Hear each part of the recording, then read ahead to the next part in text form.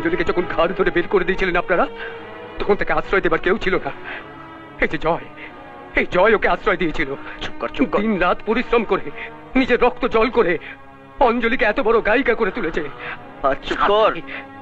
আপনাদের প্রত্যেকের অপমান মুখ বুঝে সহ্য করেছে, শুধু অঞ্জলির দিকে চেয়ে। আর এই যে শুনুন, আপনারা যে এ বাড়িতে আছেন না, সেই লটারি খেলাটা মিথ্যে খেলা খেলেছিল আপনাদেরকে এখানে রাখবে বলে। হ্যাঁ, সেটাতে তুই আমায়, ও যদি না থাকতো এত টাকার মালিক অঞ্জলি করে দিলে হতে পারতো না। জেনে রাখুন। চুপ কর বাচ্চা। বাবারে বাবারে বাবা, এই বাড়িতে আমার খুব ভয় করছে। একজন দিন দুপুরে চুরি করে আর একজন দিন দুপুরে খুন করার চেষ্টা করে। ও বাবা, তুমি তো আমাকে বলেছিলে মেয়ের বাড়িতে আমরা সবাই মিলে একসঙ্গে খুব আনন্দে থাকবো। আমার দরকার নেই এখানে থেকে। আমার যা সম্মান পাবার আমি পেয়ে গেছি। চলো চলো চলো, এখান থেকে চলো চলো বলছি, চলো চলো। দাঁড়ান, আপনারা কেন যাবেন? আপনাদের পরিবারকে আলাদা করার অধিকার আমাদের নেই। বরং আমরা এই বাড়ি ছেড়ে চলে যাচ্ছি।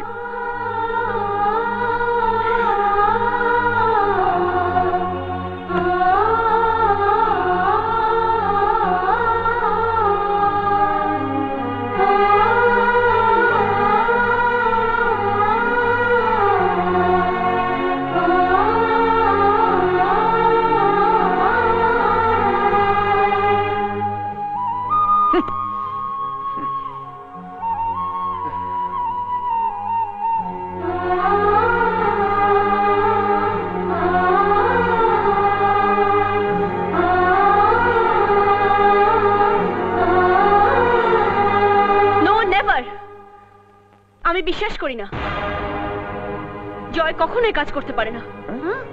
আরে আমি নিজের হাতে ওকে টাকা সহ ধরেছি, বাড়ির সবাই দেখেছে।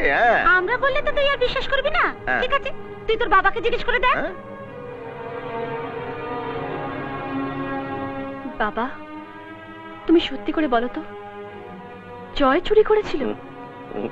আমি নিজে চোখে না দেখলে বিশ্বাস করতাম না, কিন্তু ঘটনাটা সত্যি।